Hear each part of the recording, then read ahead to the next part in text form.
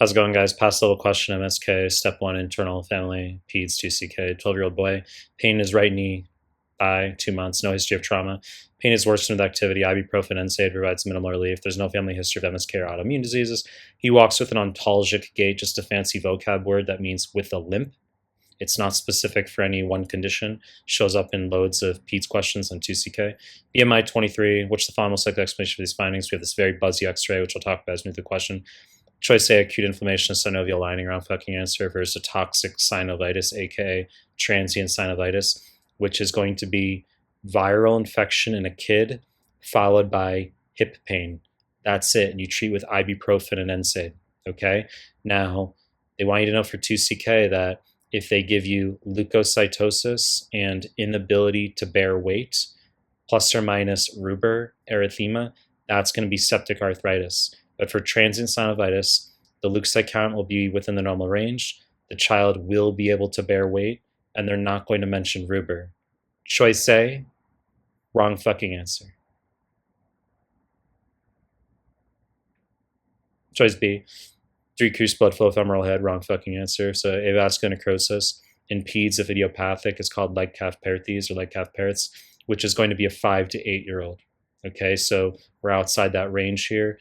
And they will use the word contracted femoral head. It's a very buzzy vocab word, synonymous with avascular necrosis. Okay, so you get a big rambling 10-line paragraph. They say it's an 8-year-old who's got some sort of hip issue, and there's a contracted femoral head. The answer is just like calf parathes, avascular necrosis. Okay, if there's a known etiology, such as sickle cell, as the cause of avascular necrosis, it's not leg calf parathes. Okay, so LCP must be idiopathic.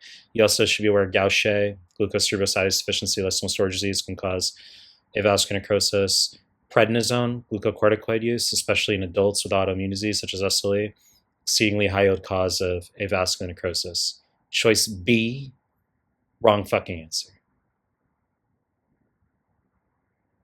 Choice C, displacement epiphysis, femoral head, correct answer. Diagnosis, SCFE, subcapital femoral epiphysis. You're going to have a pre-adolescent, 11 to 13-year-old, classically overweight boy, holy shit, with a painful limp.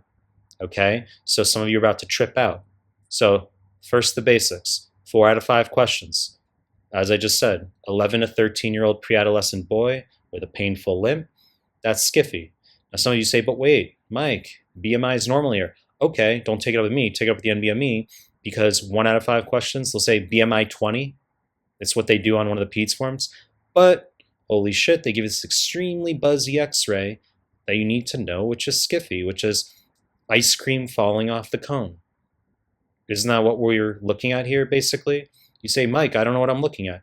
Okay, well, we're looking at displacement of epiphysis femoral head, fine, but this is ice cream falling off the cone. I've made clips on this before. I have this image in my high yield MSK PDF, PEDS PDF, right? So this is SCFE, and although classically BMI is elevated, it need not be, and they can just say the kid is 11 to 13, and they can give you this x-ray as well, ice cream falling off the cone. You say, why the knee pain? Why is there no hip pain here? Well, you should know that hip problems can refer to the knee. Okay, that's another high yield point.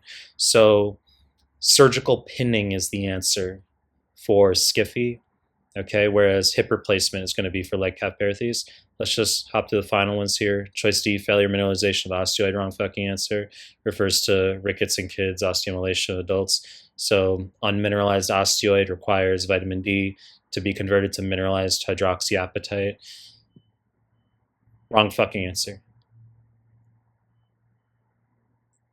Choice C, poorly developed acetabulum, wrong fucking answer. Actually, real quick, I'll just point out that in peds, cystic fibrosis in particular, okay, where you have exocrine pancreatic insufficiency, will lead to fat soluble vitamin malabsorption.